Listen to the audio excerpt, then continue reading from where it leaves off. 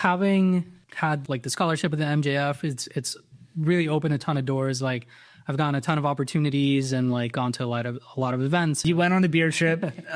Garrett Oliver was there. Yeah. You know, absolute legend. Yeah, you he's know, a cool guy. Up on Mount Rushmore of craft beer. You said you guys were out doing karaoke. Yeah. He's very good at karaoke. I mean, he has the most amazing talking voice. I can only imagine how he sings. Oh yeah, his singing voice is great. What was his karaoke song?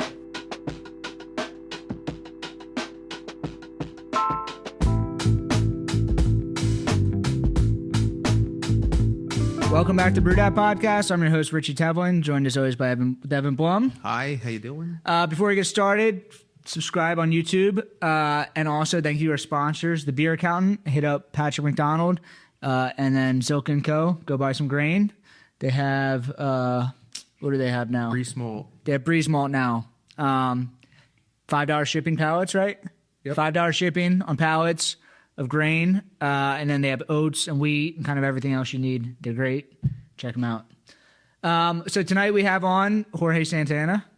So how I met you, we were at Jorge Santana head brewer of Brix City and brewer of Pallet Brewing. Yeah. MFJ Award winner. Yeah. So I met you at Log Jamming this year. Yeah. You came up. We somehow got on the topic of you went to the American Brewers Guild, which is cool. That's where I went. I was like meeting other alumni there. But then you also told me that you had just won an MJF scholarship and you were doing the UC Davis Master Brewers course, which I don't think that there's many people, you know, in this country that have done both of those. So we want to talk about kind of everything about you kind of getting in the industry and then also hear about like on your experiences at each of those different brewing schools and kind of, you know, how they're different or what your thoughts are. Yeah, for sure. So I got into like craft beer in Puerto Rico, which is where I was born. I grew up there. And so, yeah, I started, you know, when I started drinking beer, what is the craft beer scene in Puerto Rico like? Back then, it wasn't very big. The selection was very, very limited. We would get like random things. I drank a lot of Stone back then. Stone from California? Yeah. We would get like, I mean, looking back now, like it's some pretty good beers. Like we would get Bell's, we would get like Founders. Like the large regionals would kind of sit down there. We actually got Victory as well. Really? So I used to drink Victory back in the day. Nice. What was that Belgian one that came in like bombers? The Golden Monkey? Yeah, Golden Monkey. Classic. Yeah. Were there Puerto Rican breweries? Yeah, there's a lot more now. The craft beer scene wasn't as big as it is now. There's a lot more like small like craft breweries now, but back then there were a handful that there's one that's still around. It's kind of changed ownership, but most of the ones that were around back then aren't really around anymore. Yeah. So, but there was a big homebrewing scene. Cool. And so I think the homebrewing scene and the craft beer scene are pretty closely tied together, even still to this day. And so they would host like craft beer festivals and like events where like homebrewers would like bring beers and stuff. And that's cool. I think that's how it used to be samples. Here. It's like we kind of missed the whole craft beer boom here. It's like craft beer is kind of like dying off here. But, you know, back in the day it was probably crazy. Like everyone bringing like their... I mean, I'm sure some of the beer was terrible, but some was, yeah. But yeah, that's kind of how I got into it, just like by going to the gas station and like trying out beers. And because the selection wasn't that wide, like we got to a point where like we had tried everything. Yeah. And so, I guess once I graduated high school, I went to college in Worcester, Massachusetts. It's like an hour from Boston. Yeah. I went to school for engineering there. And so while I was there, I was trying a bunch of craft beer. Like the selection was like definitely unlimited, you know? And so that's when I really like started getting into like craft beer. And were you homebrewing at this point? Not yet. Okay. No, I was just, I was just a craft beer fan. Yeah. Yeah, and back then, like, the hazies were, like, starting to pop off, and I remember, like, standing in, in lines for like hours and just hanging out just for like I remember at Treehouse, their original location, like I would stand in line for like 2 hours just for How far is that cans from Worcester? Did I say that right? Yeah, Worcester. It's like spelled like Worcester. Yeah. But Glad you said it first. From months and their Treehouse's original location, it was like I don't know, like a half hour maybe. Oh, wow, like we were close. That's cool. And so I got to try like a bunch of craft beer, and I think at some point along the way I like learned about home brewing, and I learned that was a hobby that people did, and apparently you could brew beer that was like just as good or better than like what you could get in the stores. And so I thought that was interesting. And then I remember that summer, it was like my junior year, I went back to Puerto Rico, and like I was having like a conversation with my dad, and I just like brought it up, and a couple days later he came back with a homebrew kit. And I was like, oh, sick. And like started reading the instructions and looking at videos and like reading blogs and stuff. And we brewed the beer, and I didn't get to try it as it was done so around that time I was like interviewing for like an internship in Colorado, and I was in the middle of that interview process when we brewed it, and then I got the call back. You had to head out. So I bottled the beer, and then I flew out. But my dad sent me like a couple bottles, and I remember tasting it, and I was like, this is terrible. Like, this is like the worst beer that I've ever had. But I got hooked, dude. Like the process just like got me hooked. Where in Colorado were you? Colorado Springs. There's breweries out there? I know in Denver there's a bunch. Yeah. So it's like an hour south of Denver. There's a bunch of craft breweries over there, and I remember like on weekends I would like take the bus up to Denver and spend the weekend and go to a bunch of breweries there. But yeah, I remember specifically in that like internship, I would tell people like, oh yeah, I'm a home brewer. Like I'm going to open up a brewery. Like after only brewing like one batch, I got hooked. But I couldn't brew again for another year because I went straight from Colorado back to school. Yeah. To finish out my senior year. But the whole time I was like, doing research and thinking about like what went wrong and whatever. Because I think there's a lot of similarities between like what I was going to school for and brewing. I did mechanical engineering, but cool. Specifically like mechanical design. And so a lot of my classes were like very like we would have a problem, and basically they were like, you need to design a product to solve this problem.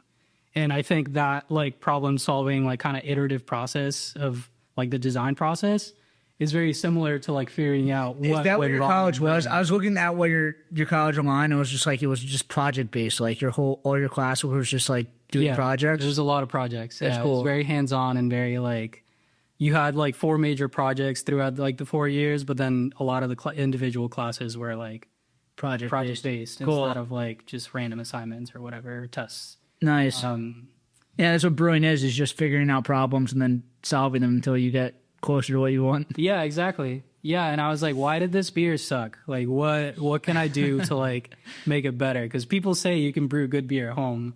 And so eventually I kind of landed on temperature control for fermentation. Yeah. So I like bought a test freezer, and I bought I wired a little like temperature controller, like, and I built this like temperature control chamber, and I brewed a 2-gallon batch of an all grain beer. So I like kind of dove in, and beer came out great. And I was like, all right, I'm kind of onto something. And yeah, I just like kept brewing and brewing. And probably like 2 months after that, I like entered a beer in a competition. And I actually got 3rd place. And I was like, all right, it's not just like my friends telling me that beer is good because they want free beer. It's like, there's actually something. What kind of beer was it? It was an IPA. Cool. It was like a hazy that I brewed. And yeah, like people really liked it. I brought a growler to like the award ceremony, and people were all about it. So yeah, I was like, I got something here. Yeah. And yeah, so this was in 2017. And in September of 2017, we got hit with a really bad hurricane, like a Category 5 hurricane. In Puerto Rico? In Puerto Rico, yeah. So after graduating, I went back to Puerto Rico. Yeah. That's where I was like really like starting to like homebrew. Yeah. And yeah, the hurricane like destroyed the island. Like it was, we were out of power and water for like months. Like we didn't have any phone signal, internet, nothing. And I was in the middle of like a couple of interviews. Like I didn't have a job at the time. And I was interviewing at a company in Jersey, actually, that I ended up getting the job eventually. But I remember the interview was the day of the hurricane, and the guy called me like a couple of days before. He was like, "Hey, like, are you good this day?" And I was like, "Well, I mean, we're supposed to get hit with this. Like, I'm not sure if I'm gonna be able to like answer the call, but I'm gonna be home, so if I have phone signal, I'll answer and do the thing." And he was like, "All right." He sounded a little confused. He didn't know what was going on, but he was like, "All right, yeah, fine." And so the day comes, hurricane hits us at like 4 a.m. It's horrible. Like there's like the windows are rattling. There's like water creeping in everywhere. It's like, it's bad. Yeah. And obviously I didn't have any like phone signal. And so I was like, all right, whatever, this isn't happening. Yeah. And that was on a Monday. The Friday following that, we were driving down the street, on the highway, and we see a bunch of people parked on like the shoulder, and everyone's on their phones. We're like, and pull up our phone, and there's service. We're like, all right, pull up like, text messages, calls, whatever, like emails. Probably flooding in. Yeah. And I check my email, and I have an email from the guy, and he's like, there's no body to the email. It's just a title. And it says, "Are you alive? Can we reschedule?" I was like, Jesus, all right. Let's circle back. Yeah. So I ended up interviewing with the guy, and it ended up working out, and that's how I moved here to the States. I'm happy that worked out. Yeah. But yeah, like since I got that job, I worked as an engineer for about 4 years until the pandemic. And then in the meantime, I was homebrewing. I was, winning medals and stuff. In Jersey? In Jersey. Cool. And I was getting really into it, reading books and, Did you have a nice setup? Like you're a mechanical engineer. Were you starting to like kind of like adjust things or? Yeah, I mean, it was, so I started off with like a 10-gallon pod that I had like drilled a hole in and put like a ball valve and like a little filter, and I was doing brew in a bag for a while. But then I ended up buying like one of those, like a grain father kind of like an all-in-one kind of system. Yeah. One of the cheaper ones. And then I got like a pump, and I like had hoses with like quick disconnects, and yeah, that's cool. I had a whole setup.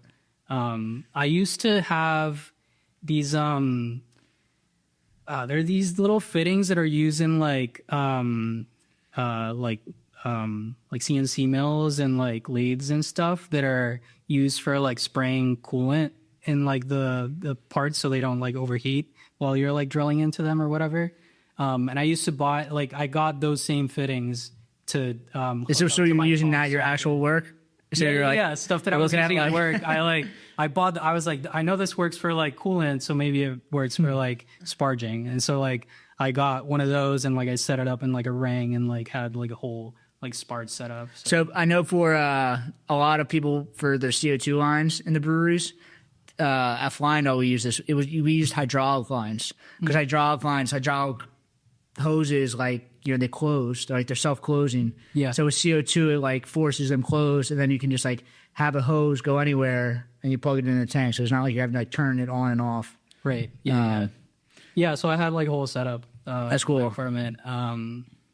But yeah, like once the pandemic came, I was like, all right, like I know that I want to do this full time. Like I know that I want to brew. I was kind of falling out of love with like the whole engineering thing. Yeah. Getting more into brewing. And so I looked into brewing schools, and I ended up in the American Brewers Guild just because it was like an online program that was already established. And the big thing for me too was that they helped you get an apprenticeship after the course. Yeah. Which for me was huge because I was like, I get the education and I also get experience. So that's going to, set me ahead for a while. And so what did you think about the course itself? The last time I took a science class was my junior year of high school. I didn't take one my senior year. And then I went and took that class, and I had to call all my friends. So I was like, I don't understand any of this. It was like biology, chemistry, Yeah, a lot of engineering stuff like, was It was all like stuff that was familiar to me because like I had done quite like prerequisite classes of it, some of the stuff like fluid dynamics. Yeah, and that was it. Reminded me of those like courses that I took in college. So that the engineering part came like pretty naturally to me, but the biology, the microbiology, like the yeast stuff was like really tough for me. Yeah. I eventually got it, but there's still stuff that like kind of goes over my head. And then what? So you did like the online course, and then you went up there in person. Yeah. So we were there for a week in Vermont. That was really cool. I met a ton of really cool people. Made some connections, some friends that like I still talk to. I actually just at the Lansdale Beer Tasting Festival, I just saw somebody that I was in class with. Nice. It's always cool. I was like, dude, I've been looking for you for 10 years. I knew that because I was living in Maryland at the time. Like, I knew someone in my class was from around here, and I just forgot his name. And then I just showed up. He like came up to me. He's just like, I was like, dude, I've been looking for you for 10 years. Like, I remember who you were. I just forgot your name. Yeah, no, I thought it was good. It was also like, so for me, not having experience. In a brewery setting, I was just home brewer taking a course. There were a lot of things that like didn't really make sense until I started working. So I don't know that I got as much out of it as I could have had I already had some experience. So I took the course as I was working at Fine Dog, and I agree with you. Like, I don't know if I would have gotten any of it if I wasn't brewing, because of the stuff that I didn't understand, I at least just applied it to what I was doing at work and just kind of like got closer to the answer. Yeah. So there were a lot of stuff like that though that I was like, all right, like I'm sure at some point this is gonna make sense, but right now it doesn't. Yeah. But I think it was helpful to like get my foot in the door. Because then after that I got an apprenticeship and I worked at Magnify for. Your apprentice was at Magnify? Yeah. So I did a month-long apprenticeship, but like 2 weeks in they offered me the job. Nice. So I started brewing there pretty much right after. I took like a month because I still had my engineering job. And so after the apprenticeship, I went back for like maybe a month or two. And then I started at Magnify full time. But yeah, I mean, it was good to get my foot in the door like that. And then, yeah, I worked at Magnify for like close to 2 years. And you're doing full production there? Yeah. Cool. Yeah, I was doing everything. It was a small team. I think back then we were brewing a lot more beer than they are now because we were brewing, 3 and 4 turns a day out of like a little 10-barrel system. Yeah. So we were you get your reps in. Yeah, it was long days, long hours, a lot of manual labor. I lost like 30 pounds quick. But yeah, it was good. I cut my teeth there. I learned how to brew, cellar, barrel age. We did a lot of funky shit there. Like we brewed a lot of smoothie sours and put ice cream in beers and stuff. So you guys at Brix City, you guys have a lot of sours. Were they already doing sours before you got there? Yeah. Okay. Yeah. So they were already doing sours. We don't do any like smoothie stuff or any like super thick, like heavily fruited stuff. But you were at Magnify in like 2022, right? Yeah. I mean, like people aren't really making smoothie sours anymore, but like 2022, people that was still like definitely very hot. Yeah. No, that was they would fly. Like, we would still have like release day, like people come in like before we opened. That's cool. Buy cases of them. That's very like, cool. All this goop like coming out. Yeah. And but people liked them. They moved. So but yeah, I don't like doing that kind of stuff. Yeah. So we don't do it at Brix. We'll do like stuff like, I mean, I brought one of them. It's like a lighter, 5%, lightly fruited, very drinkable, refreshing. I tend to like those more. Definitely. We used to do a lot of like barrel aged sours back in the day, like before my time. And when I started, we had some aging in barrels, but that kind of slowed down. It hasn't moved as well for us as it did 5, 6, 7 years ago. Yeah. When you came to Brix City, did you get hired on immediately as the head brewer? No, so I got hired as a brewer. Okay. So, and I worked as a brewer there for about 6 months before I got promoted. And they actually had a brewing system at that point? Were you guys brewing at Brix City? Yeah. So Brix City had been open. We actually just had our 10-year anniversary. Yeah. So we closed basically on the 10-year anniversary. Yeah, just find a new spot, essentially. Yeah. But they'd been brewing in the same spot for 10 years. Cool. It used to be a 5-barrel system, like a little psycho brew, those with like multiple, like 2.5 barrel, things for, 5 barrels, in total. And so one of our old brewers, who's actually from Puerto Rico as well, he moved to the States around the same time that I did, but he started straight in Brix. He ended up moving back to Puerto Rico and starting a brewery there. Really? And he bought Brix's old system, and he's still using it. Oh, that's cool. Yeah. Like no learning curve. Yeah. Used to the system. Yeah. No, but it's a cool like fun fact that I like to tell people. Like, How do you move a brewing system in Puerto Rico? don't know how he did it. That's a good question. I should ask him that. Curious. You can get, I was looking at this, because you can get a shipping container. We were looking at stuff from Mexico. I think a shipping container costs like, it's not expensive. It's like because nobody knows how to do this. So it's like all in services where you can like basically pay somebody to do all the paperwork for you, and they just show you where to like drop it off, put it in a box, then they'll bring it to whatever you're at, wherever port you go to, and then you just have to figure out transportation from your port city or port drop off to then your spot. But it costs like $1,000 maybe $1,500. So I mean that's way cheaper than having to figure out anything else, especially like he's set up and he already knows how to do it. Yeah. He like heavily modified it though, because it didn't have. They used to have to grain out like with a shovel.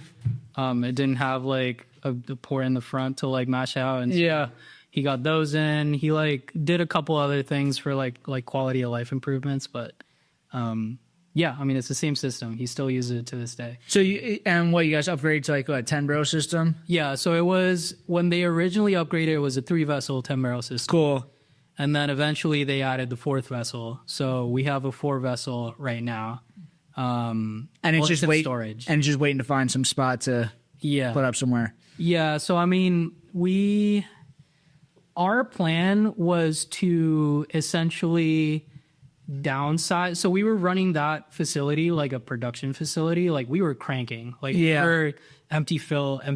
Like we had maxed out that facility. So it was a 4-vessel 10-barrel, and then we had 10s, 20s, and 30s for fermenters. We had 3 of each. And then we had 1 10-barrel bright, 120, and 130. And so we got rid of all the 30s and 1 of the 20s. And we kept 2 20-barrel fermenters and then the 3 10s and then the brew house. And we got rid of the CLT, HLT, all that. So our plan was basically to downsize and contract brew, which is what we're doing right now. We're contract brewing all of our flagships, and basically, right now we're contract brewing everything. Yeah. But the plan once we open is keep the contract brew operation for all the core stuff and all the stuff that's going to go for distro, and then downsize and just open up a tap room and focus on the tap room. If we can go the brew pub route, that'd be ideal. But it depends. Like Jersey is weird. It depends if we find a spot in a town that has a liquor license available and we can purchase the license and go more the brew pub route. This episode of the Brewdat podcast is brought to you by Zilka & Co., your trusted regional brewing supply partner. Family owned for over 100 years of business, Zilka Brewing Supply has recently partnered with Breweries to bring you your favorite raw materials at a great price with $5 flat rate shipping. No pallet or liftgate charges thanks to their own fleet of regularly maintained trucks. With locations in Allentown and Hunker and a technical brewer on staff, they provide the expertise and service your brewery deserves. Reach out to Brad Adelson in the show notes and let him know Brewdat sent you.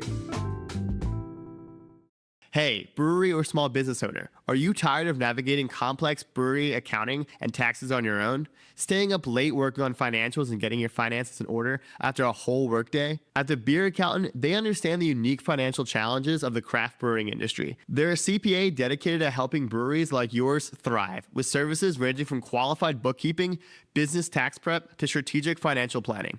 Stop wasting time on spreadsheets and focus on what you do best: making great beer and running a small business, servicing over 50 breweries in 4 states. So if you own a brewery or small business, stop overpaying for reactive support and start being proactive with the Beer Accountant.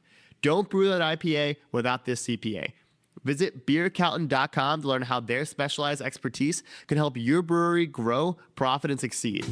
So you guys are brewing at 12% Beer Project, correct? That's in Connecticut? Mm-hmm. So I know 12% Beer Project because they were brewing Evil Twins beer. Yeah. And like a lot of the hype brands up in New York City, they were brewing all their beers. Yeah. Is it just a contract brewery place, or do they have their own brand? So they have some of their own beer. Okay. Yes. But they start off as a distribution company. Again, like this, I told Cole this. Cole wants to know why it's called 12% Beer Project, because like it's a weird name. And then also, it was somehow like a distribution thing, but Evil Twin was like brewing out of there, and I was like, I never understood what it really was. Yeah, so I'm not entirely sure where the name comes from. I don't think it's anything too deep. I think it was like they were bringing in 12% beer, and they were bringing in like barrel-aged beers, and But yeah, it started off as a distribution company. Basically, Brian, the owner, I think he was just trying to bring in some like Belgian beers, some like sours and stuff from Europe. And he started doing that, and then it kind of grew. And then eventually he like started contract brewing for people. But yeah, it's a distribution company first and then a contract facility. And so initially our deal with 12%, they acquired our distribution first. Yeah. 'Cause we had built like a huge self-distribution network in Jersey. Yeah. And, we kind of focused more on draft than we did, like can sales. And so our draft presence in the state is like pretty huge. We're kind of everywhere.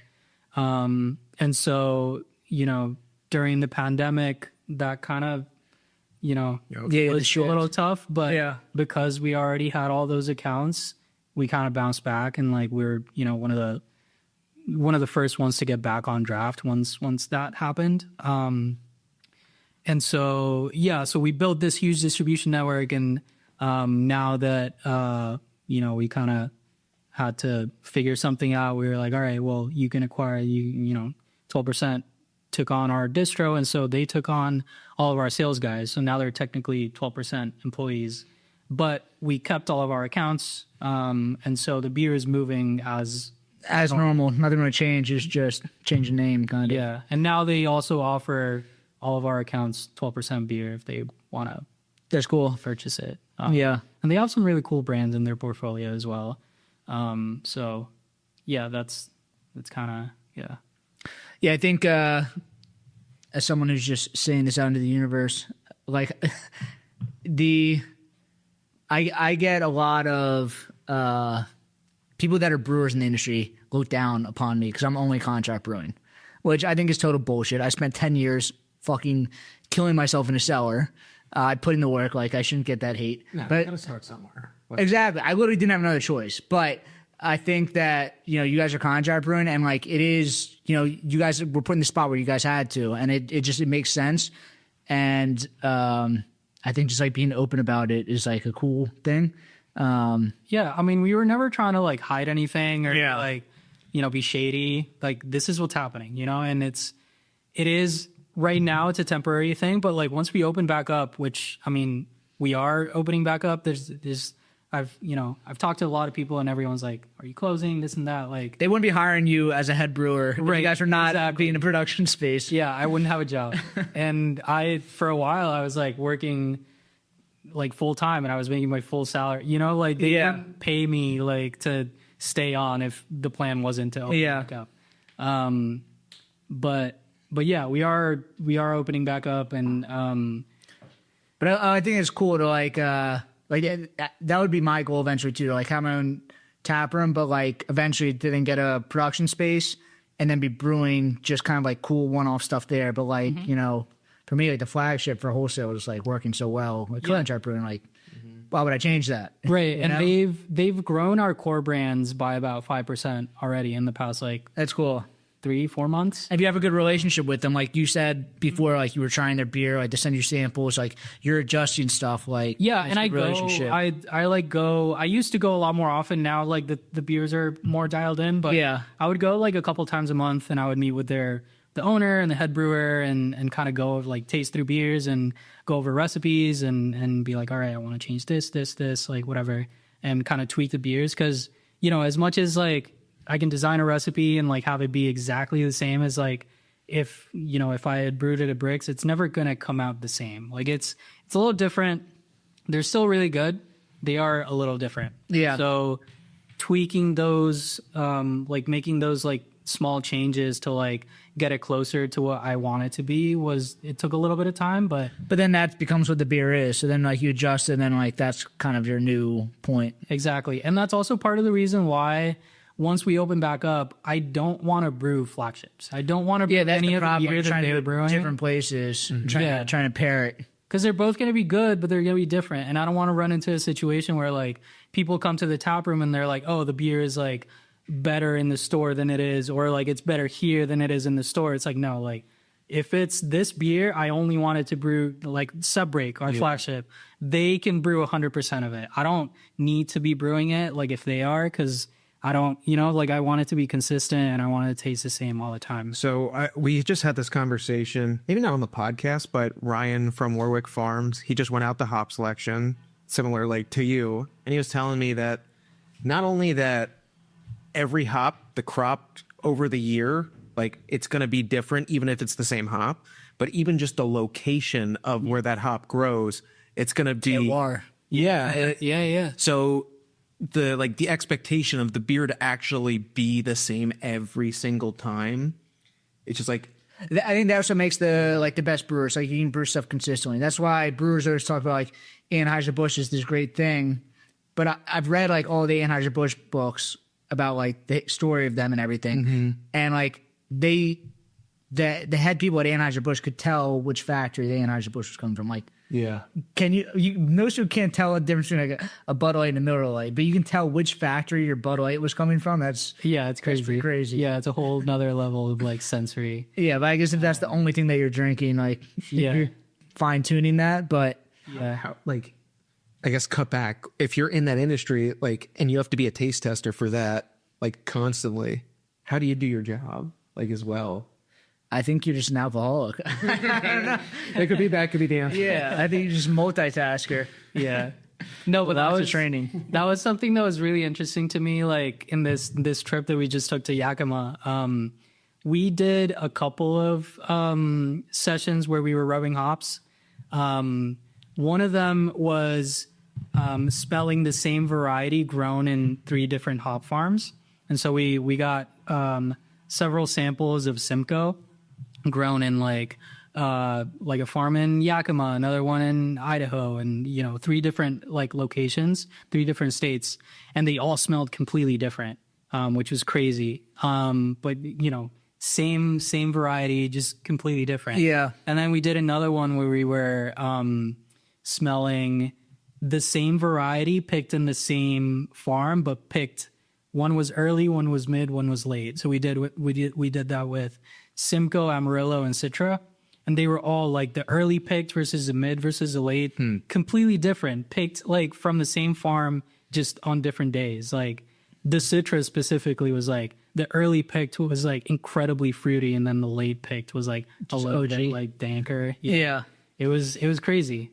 Cool. But it really like opens your eyes, and you're like, okay, like this is, you hear people talking about this all the time, but like once you experience it, it's like, all right, yeah, there's something to it. It's not just like, oh, like come to Yakima and like, go drink. Right, exactly. Like it's noticeable. So you went to Yakima because, you won the MJF scholarship, and then you went to UC Davis, right? Yeah. So I got a scholarship from the MJF in 2024. Cool. About a year ago now. And so that scholarship was for me to go to UC Davis for the Master You're Brewing. the same class as Rich, right? From Two Locals? Yeah. Cool. Oh, I met him at Log Jammin'. Cool dude. Yeah. But yeah, so I'm doing the Master Brewers program right now. It's like, Is that online? yeah, it's online. There's also an option to go at the end for like a week-long thing, which I'd love to go. Yeah. What do you think the difference is between like UC Davis and ABG? This one is a lot more in depth. Really? Yeah, this one goes a lot more in depth into everything. It's also like there's a lot more time too, because this is like almost a 2-year long program. Oh, wow. Yeah, versus the American Brewers Guild. 2 years. I mean, that's like going to college. It pretty much is. They treat it like college courses, so it's like a certificate program, but it's college. It's Just an associate's professors degree of teaching brewing. class. Yeah, Yeah. you have weekly assignments and quizzes, and Do they bring speakers or any interesting people in? so each. I haven't had like guest lectures like that, but so the way it works is like there's 7 modules, and each module is anywhere from like 10 to 12 weeks And one's long. what is like yeast, malting, different. Yeah, so there's like microbiology ones, and there's like brewery engineering, and there's like there's ones that were like I just finished taking some on like lab equipment, how to set up a lab. There's other ones that are like more for someone that maybe hasn't worked in the industry that I actually thought was like really useful if I hadn't already had this experience, but it was more like, this is a butterfly valve, and this is, these are all the kinds of fittings that you're going to use. This is how to build a block and bleed, like all these kinds There's all these basic things like you went through ABG and then you got there and was just like, all right, the most important thing is the sanitary procedure and like how to build block and bleeds. Right. And it's just like, all right, well, I didn't learn how to do this. Right, exactly. You get to the job and it's like, I don't know what any of this is. Yeah. So here it's like, it's useful because like they teach you that. But I mean, having had that experience already, like I'm like, Do you think it's a better experience now that like you're like looking back and like you're remembering things you were doing? yeah, 100%. I think having had the experience and the context to apply that theory is super important. I think it's been incredibly useful because even like, so I started the program when Brix was still open. Yeah. And so a lot of the things that I was learning on a week to week basis, some things I would go back to work the next day and like apply them. And That's be like, cool. All right, like I'm going to change this like because I learned it yesterday in school, That's really cool. So it's been really useful and like really helpful. It's a lot of work doing that plus like running a brewery. But the good thing is it's all online. It's all pre-recorded classes. There are weekly office hours. But for the most part, I can kind of do everything at my own pace. So when are you done? You started it in the spring this year? Yeah, when did I start it? I started, I think in like March, I want to say, somewhere around there of this year. Yeah, it's another year still. Yeah. So it's, but it's, I don't know. I like it. I'm always like reading books and listening to podcasts and stuff. So this is just, it feels like kind of Most intense version of that. Yeah, it's a lot more intense, but I'm learning a lot, and I feel like I never, like as a person, I never try to like I'm not like, oh, I know everything and that's it. Like I feel like the longer I'm in this course, the more I'm like, oh shit, like I don't know any of this. Is the more you realize you don't know, but it's like if you stay this constant mind of a student, then you just like keep getting better. Right, exactly. And like having had the like the scholarship at the MJF, it's really opened a ton of doors. Like I've gotten a ton of opportunities and like gone to a lot of events and like gotten to meet a lot of really cool people that I've looked up to for a while, or like people that are like big in the industry, and like getting to talk to these people and like learning from them. It's like really eye-opening how much you've really like have to go. You went on the beer trip. Garrett Oliver was there. Yeah. Absolute legend. Yeah, he's a cool guy. Up on Mount Rushmore of craft beer. But you said you guys were out doing karaoke. Yeah. He's very good at karaoke. I mean, he has the most amazing talking voice. I can only imagine how he sings. Oh yeah, his singing voice is great. What was his karaoke song? He sang Frank Sinatra. I can't remember the specific song. Well, he was great. He was like the first. So we went to karaoke 2 nights in a row. The first night, the place that we went to had like a stage and everything, and he was the first one to sign up. He was the first one up on the stage. He was like really into it. Good. Like, yeah, everyone's cheering him on. He like got on his knees at one point, like at the end of the song. Like, yeah, he was really into it. I've heard other people do karaoke at the hop selection. Are there a bunch of karaoke bars around there? Surprisingly, yes. That's so crazy. It's funny. Everybody's drinking. That's I guess it's like a work event kind of, I don't know, but it's there's also a lot of locals too. Really? Like, the first night that we went like super late. We went like 1 a.m. and there were a ton of people there, like just local, just hanging out doing karaoke. Yeah. Yeah, they were super into it. Yeah. But yeah, it was a fun time. It was really fun. We were all like we rolled up as like a crew of like, can we walk through like how the weekend worked? It's a week long or 5 days? Yeah. So this trip it was a collaboration between the MJF and YCH, Yakima Chief. Yeah. And basically they organized this trip. It's the first time they've ever done it, where they invited 11 MJF awardees and 1 Lavibon project awardee. What's that?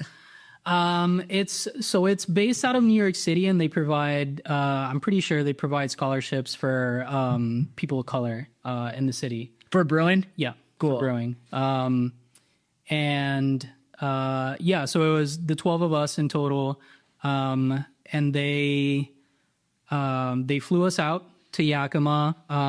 They paid for the flights, they paid for the hotels, they kind of scheduled everything out for us, so it was really cool. But yeah, it was also Garrett Oliver and Breeze Galindo. She's the director of operations. Pretty sure she's... Yeah, she came on here. Yeah. And so, yeah, they flew us out, and they kind of drove us around and had the whole itinerary for us. So we did a lot. We learned how to go about the hop selection process. So like rubbing hops and evaluating hops. Did you get like... I would imagine, I'm allergic to pollen. Like, I feel like I would die if I went on that trip. But also, did you just get overwhelmed immediately? Like, you're just smelling these, like, intense flavors. So they have these little, they have, like, coffee beans on the table that you can smell. And just washes away. Cool. Yeah. That helps. But, yeah, it's really just kind of take your time. And, like, you'd be surprised, too, like, how different like each hop is. Like even if you don't like smell anything or smell like your elbow or anything, like smell your skin to like reset your senses. Yeah, like you can kind of go like straight and smell like, because there's definitely variances between them. Yeah.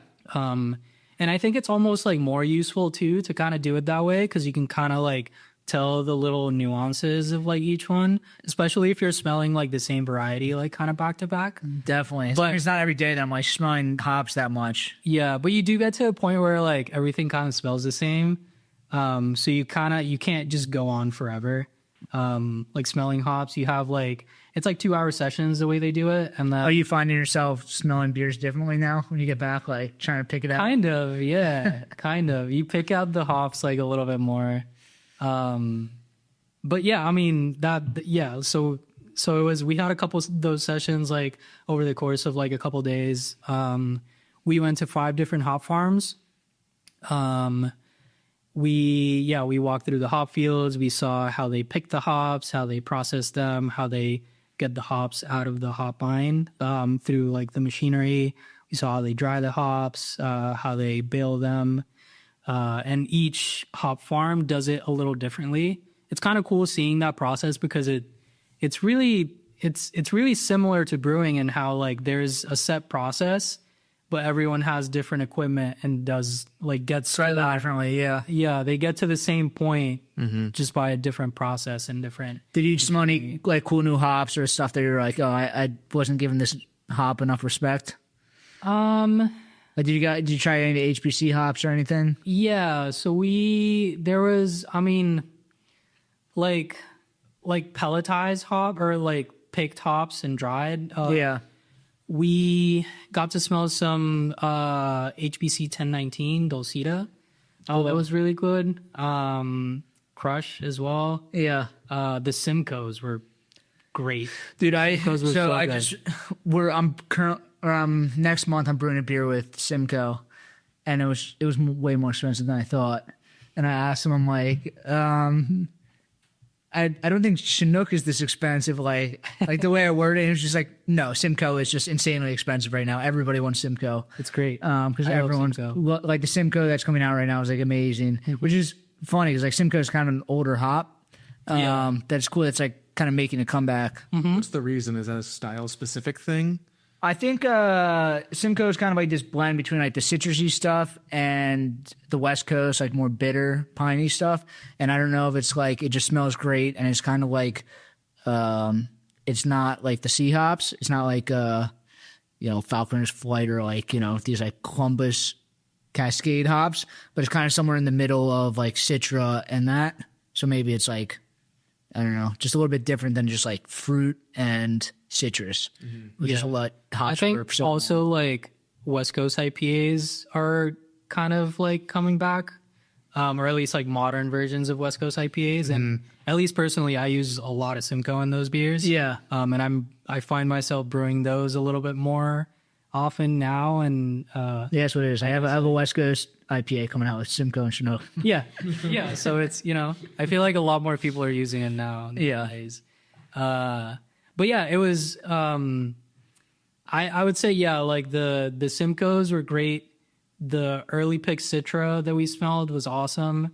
Amarillo's also. I was like surprised because I'm not usually. Someone told me that Amarillo. Amarillo's like it's low key, like nobody has been using it for a while, but it was really good hop, but it's just like it kind of came out at the same time as Citra, and Citra just like blew it away. Yeah. So like, but they just keep refining it, so like it keeps getting better and better, and like still people aren't using it as much. Yeah. The ones we smelled were great. Yeah, Crush was great too. But yeah, that's kind of like we tried some beers with like random like HBC hops at YCR. So we went to YCR's facility. That's Which YCR? that's I don't know, I'm blanking on it's Yakima Chief as well. Okay. I can't remember what the R stands for. Ranch? Yeah, right. Yep. So that's more like a Experimental place? yeah, kind of like an R&D facility. So they do a lot of like hop breeding and crossing and coming up with like all the new like HBC varieties. And so they also have like a little brewery there where they test out like all the different hops and see how they work. And they have like a little tap room there as well where they pour all the beers with like all the experimental hops. And so they also have a lab where they basically come up with new like hop varieties. And it's cool seeing like the room with like all the little, it's like deli containers with like tiny little hop plants, and they're all like a bunch of varieties that you've never heard of, like random numbers. And but they also like kind of propagate more of like there's a bunch of Simcoe there and like all the like regular like varieties that they usually have. So that was really cool, and seeing how like they kind of grow the hops. And then they get those to like the hop farmers, and they kind of take it from there. And so, yeah, what else did we do? We went to the pelletizing facilities at YCH. That was really cool. So we saw how they take in the bales and they basically turn them to pellets. And You see where they make the cryo pellets? yeah. What is it? It's just like it's super cold. So they Version of the same basically like freeze them. Okay. And then they separate the leafy material from like the lupulin. Yeah. And like pelletize that. So that was all very like, they let us take pictures of the pelletizing facility, but not the cryo. Oh, really? Yeah, because that's all like proprietary. But it was still cool like walking around and seeing it. And then so they basically separate the lupulin from that leafy material. The lupulin gets turned into cryo, but then the other material gets turned into they pelletize that as well. For the American Noble pellets? Yeah, the American Noble stuff. That's cool. So that was pretty cool, like seeing how they do all that.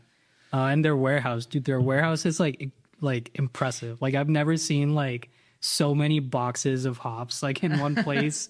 It was insane. How big was it? It was like, it's just a box. I mean, it's like a brewery at least has like tanks and stuff. This is just hops. Yeah, it's just a box with like racks like up to the ceiling. Like, yeah, it was. I mean, we also didn't see everything because like it just kept going. And was it the entire thing a cold box or? Yeah, it was freezing. Wow. Yeah. No, but it was really cool. And like impressive facilities.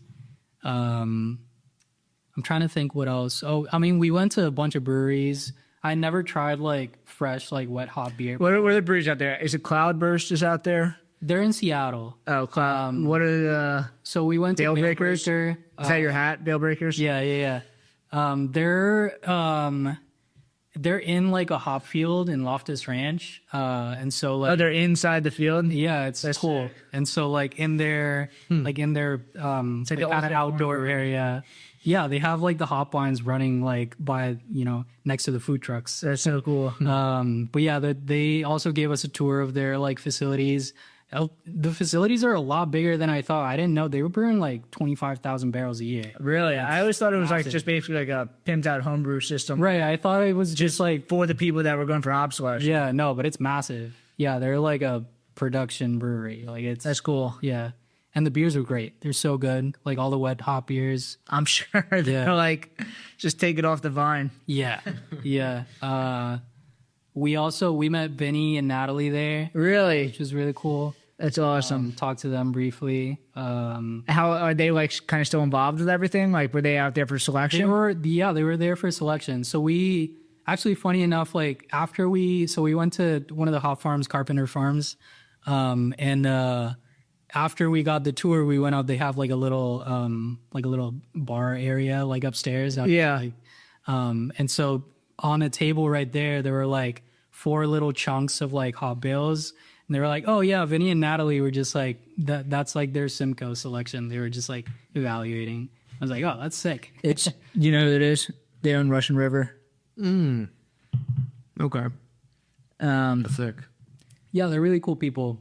So we had Tom Peters on. He was talking about how cute they were, but like he met them when they were like 25 years old. Like now they're like, legends. Like built this great brewery. Yeah. Yeah, we went to Varietal as well, and Single Hill. Those cool breweries that we went to. What was the second one? Varietal? Yeah. I haven't heard of that. I've heard of Single Hill. Yeah, they make some awesome beer, Varietal. They were brewing a couple collabs. They were brewing while we were there, and they were showing us our production schedule, and they had like a ton of collabs. Like basically everything that they were brewing. I'm sure more hop selection. Like, that's very cool. It's all wet hopped IPA like collabs with other breweries. That's sick. But yeah, it was really cool. Everyone was super nice and very welcoming. Yeah, everyone that we met, like in all the hop farms, at YCH, just everyone was like, very welcoming, very happy that we were there. Have you ever brewed a wet hop beer? No, I've been wanting to. I brewed one at Flying Dog. It was terrible. It just tastes like grass. But that kind of like ruined my idea of them. Like I'd never been a huge fan of them, but like we live on the East Coast. It's kind of like, I'm sure it's different out there where it's like, you don't have to worry about transporting it. Yeah. No, it was, I mean, they tasted really fresh. They didn't really have that like kind of grassy vegetal thing that I've heard they can have. But I think now YCH is doing this thing where like they'll essentially kind of like overnight drop ship them to you, to each brewery. I think they're like running a program like that. Right. Yeah, I mean, if they can, that'd be cool. The way that I've thought about it too, like, I mean, there's, we're good friends with the New York Hop Guild, and they have like hop farms in New York, so that could be cool. The New York Hop Guild, is that like they bulk buy hops in New York City and then they split them up between the? They do that, but they also have some hop farms in New York. Oh, really? So they'll get. I've gotten like Seagull Ranch from the Hop Guild. Okay. So I've gotten like anchovy and like Zumo from them. Yeah, this came up at like a Brewers Pennsylvania meeting, like different ideas that we could do, and someone brought that up, and like I was pretty sure that somebody in the New York Brewers were doing that. Like it makes sense. I mean, for all the small breweries, like everybody uses Citra. Why don't we just all bulk buy Citra together? Yeah.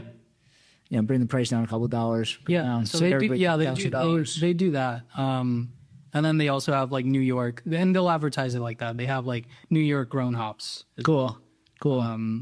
And they also do a lot of flowable hop products. So like, have you ever do you use those? I use them in every beer. Really? Yeah. For what? For bittering, or you use them like I use them for like IPA. So I use them kind of like incognito, like in the whirlpool. Okay, cool. So his hop sauce is, I mean, it's great. It's just as good as incognito. That's awesome. And he has like a bunch of different varieties. We use Citra and Mosaic a lot, but he also has like New Zealand hop, right? Like he has like Nelson and Motueka. Do you ever mash hop? That was like kind of getting popular a couple of years ago. Before, but I haven't really like noticed a difference. Yeah, not really. I mean, what is it for like increased styles and like? Yeah, apparently like the enzymes in the malt like kind of help break it out, and then it like kind of stays in it even through the whirlpool. But like, I understand that there's a lot of science I don't understand, but like to me, like there's no way that it's gonna hop in there is gonna like pass all the way through boiling. Yeah. So I think also like when I tried that out at Brix, we were at the time we were using a thiolized strain of yeast already. So like even if it did something, like the yeast is already like overpowering. And that's also kind of why I moved away from that a little bit. It was too passion fruity, too guava. Yeah. Point where like every beer kind of tasted the same. Yeah. And that was like one of the first things that I did when I like took over as head brewer. I was like, this yeast is good, but not for everything. I got you. Can we try some? So I just had one of your palate beers. This beer is great, the Marzen. But can we try one of the IPAs? Yeah, there's I'm drinking this one right now. There's also Improv Jams. That's a collab that we did with Tonewood. Cool. That's cool. Yeah. They're both really good. All right. And then what's with these? What are these? Terrapin? You had the Terrapin Twist? Yeah, that's a single IPA. It's got Citra, Nelson, and Simcoe. Nice. Yeah. Oh, I smell that instantly. Nice. That one's got some of the hop sauce from the Hop Guild. This is really good. Centennial, I think. Yeah, this is really nice. Do you have hops that you kind of like lean on? Yeah, for sure. We use a lot of Citra Mosaic. So that beer, Improv Jams, is part of our like jam series. And so some of our flagships are like, we have tasty jams and yeah, I see all the jams. What is the jams? Like, is there one specific thing that's in all of them? Yeah, Citra Mosaic. Okay, so that's kind of like the common factor between all of them. Dude, it's like a jam band. You got Citra Mosaic in there. It's like a nice bass, and then just like throw in some funk to switch it up. Yeah, exactly. Yeah, the first ones were just Citra Mosaic, and now like we're kind of riffing off that and just adding like a bunch of like other hops. Got it. I like it. But yeah, we've had that series going for a long time. And I don't know, I think Citra Mosaic, like it's become kind of like a house flavor for us, at least like on the hot side. And I start with that base and then I can kind of dry hop in like how everybody's so used to it. It's like brewing is like, you know, you give something like people are used to and then like kind of like diverge from it a little bit. So yeah, it's like kind of explore, like, you know, like I know what Citra Mosaic tastes like, but what's Citra Mosaic big secret, you know? Right, exactly. And it gives me like an easy way to like try out new hops because I already have that like blank canvas. Yeah, I kind of know what the flavor is like, and so I can toss in some like New Zealand hops and try those out, or I could just use Citra and like one other hop if I want to like kind of try it out. And so that's kind of the way that I've gone about like just trying out new hops. What about the malt bill? I use Vienna malt and everything. I love Vienna malt. Really? Yeah. Yeah, I keep it very simple. It's like just Pilsner malt, some like wheat, oats, and some shit. You use Pilsner malt though? Yeah. It's like everyone shifted to that, and I think I do like just Pilsner malt better. And like I know a lot of people say you can't tell the difference, but I feel like it is a better malt. Yeah, you can taste the difference, especially the fermentability is really good. Yeah, if you just want to highlight hops, I think an IPA like Pilsner malt works a little bit better, at least in my opinion. Like we were using two-row for everything, and we went through a couple different like brands, and I don't know, like I tasted too much of the malt, and I was like, you know what, let's switch to Pilsner malt, something clean, neutral. And if you use Pilsner malt for everything, then you can get, because you're making lagers anyway with Pilsner. You're not making lagers with churro. So it's like if you switch to Pilsner for everything, then you can get economies of scale, and then it's the same price anyway. Right. Yeah. For now that we're at 12%, it's a little different because they have silos for churro ales. And so I can kind of pick and choose what I want. So for these beers, we used RAR, their North Star Pills. Cool. But for all the lagers, we use Wireman because they have it. Yeah. What about, do you feel any way about oats versus wheat? I use a combination of both of them. Yeah. I think if you use one or the other, you get, like, the oats will get a very, like, specific kind of flavor. The mouthfeel is good, but you'll get like almost like an oatmeal-y flavor. I don't know how else to explain. I agree with you. It's like when hazy IPAs first came out, I thought it was like it had to be oats. I thought oats tasted way better. Yeah, especially with New Zealand hop beers. I think have to have wheat, but I think I'm using more and more wheat in the hazy. It used to be just straight oats, no wheat, and now it's like either a mix or more wheat. Yeah, I like a mix. I also like I'll kind of play around with like flaked versus malted of like all four. Really? So I have like 4 of those, and I can kind of play around. Nice. And yeah, I don't know. It just kind of depends, but I like a mix of kind of everything. What about body? Are you finishing low? I heard some. Who was it? KCBC was on the. What's the big one? Craft Brewing. It's like the biggest beer podcast. CB, they have a magazine. Craft beer and brewing. Craft beer and brewing podcast. They were just on it, and they were like, we like the defining quality of our IPAs that we finish our, gravity like super low. We finish at like 3.4, 3.3. And I was like, I finished at like 2.2. Like, am I doing something wrong? Like, no, I mean, for us, like these are the single IPAs finish a little bit lower than the doubles. For singles, I target like just under 4. Okay. So like, I don't know, like 3.7, 3.8 maybe. Yeah. And then doubles, but you guys are in that same market. Maybe it's just like a market specific thing that like it's just in higher finishing gravities up there. Yeah, people might like just like it feels like it's way lower than that. Like, it drinks really clean. Yeah. I also think it adds a little bit to like that juiciness factor. Like if Definitely. it finishes a little too low, then it'll Just drink dried out. really hoppy and it'll drink nice, but it's not going to taste juicy. I don't think. Definitely. This is very juicy. This is really good. So I like to kind of, and that was one of the first things I did too. Like the first like batches of like our flagship of Sub Break, they finished a little too low and they were drinking a little too dry. And I was like, all right, let's bump those up a tiny bit. Let's increase the mash temp and try and get those up a little bit just to like make it a little bit juicier and kind of fruitier. But for the most part, I mean, I'm happy with the quality of these beers, They're really good. Mm-hmm. Yeah, they're drinking good, and I said 12% is really easy to work with as well. Like I mean, they've been doing it for like 10 years, working with like the high class breweries up in New York. So yeah, and their portfolio is pretty huge. They have a lot of like really good breweries on there. So yeah, it's been easy. Like just hop on an email or like a quick call with like whoever, like head brewer, owner, whoever I need to.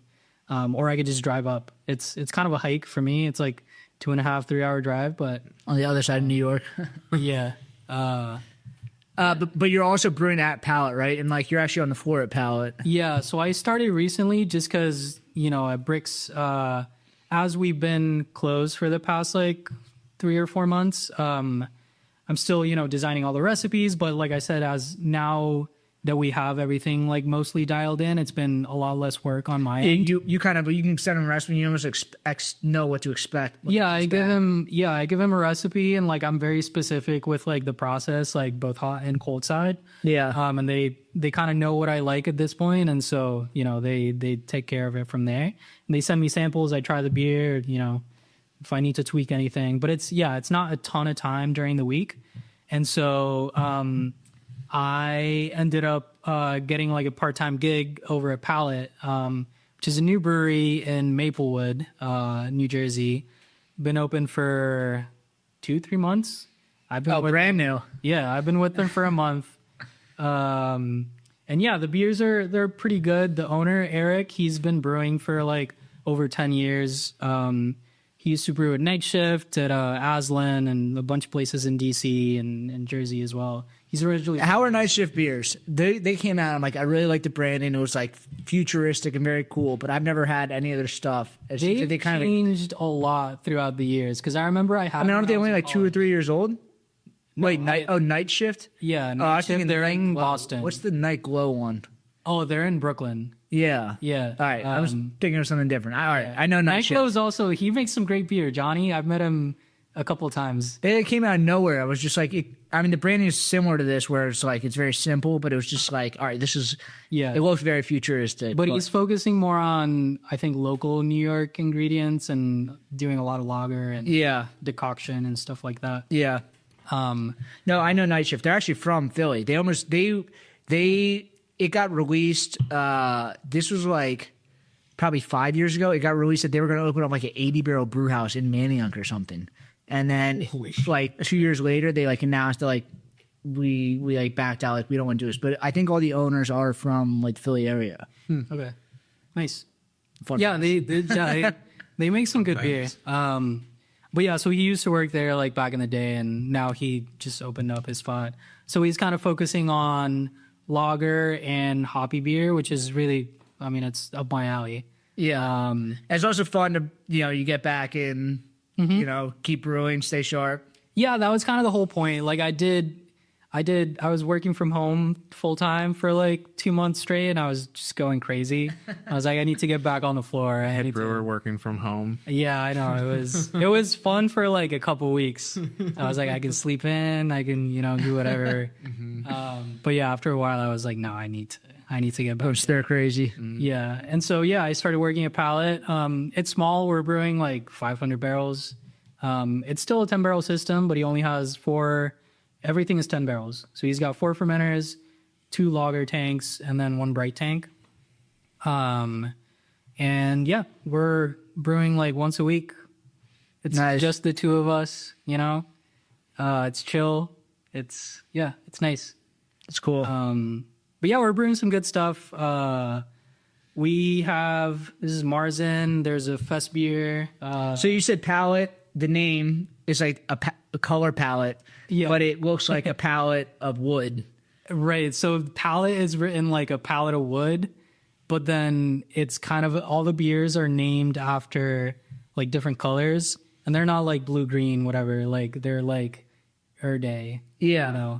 I was familiar with that color. Yeah. Yeah. No, yeah. It looks like that. Color of the year in 1997. This is what's it called? It's like if you're listening to us, you just go on YouTube, right, and look at the cans, and they're like monochromatic cans, but they're very cool. Or just look them up, Pallet Brewing. Yeah, so it's kind of a play on like the palette of colors. And, double entendre. Yeah. I like it. Yeah, cool. Do you have anything else you want to say? Like, I guess Brix City doesn't have any announcements right now. It was awesome to like sit down and like hear your story, but like. Yeah, so Brix, like I said, we're on the lookout for a spot. It's taking a little bit longer than we thought. We had a spot and it kind of fell through. But you guys are still making beer and selling beer, so it's like it's not the worst thing in the world. It's not like you guys are like scrambling. You're just taking your time, make the right decision. And right now we're kind of focusing on core brands, so like all of our flagships. And because previously, like when we had our physical location, we were doing 3 and 4 releases a week. The way that like 12%, like their brew system is way too big to be doing that, and so we're kind of doubling down on flagship brands and doing stuff like this, like one-offs, a little bit less often, but still doing those maybe once a week or whatever. But yeah, we're still brewing beer. We're still around. Hopefully going to open up a spot, somewhat soon, and then we can make an announcement as soon as we know. Everyone else is going to know. But yeah, in the meantime, we're in all the liquor stores, all the same bars that we were previously. Yeah, I'm still going out to like festivals and going out to events and doing collabs, and I'm still around as well. But yeah, hopefully we have an announcement for everyone soon. Cool.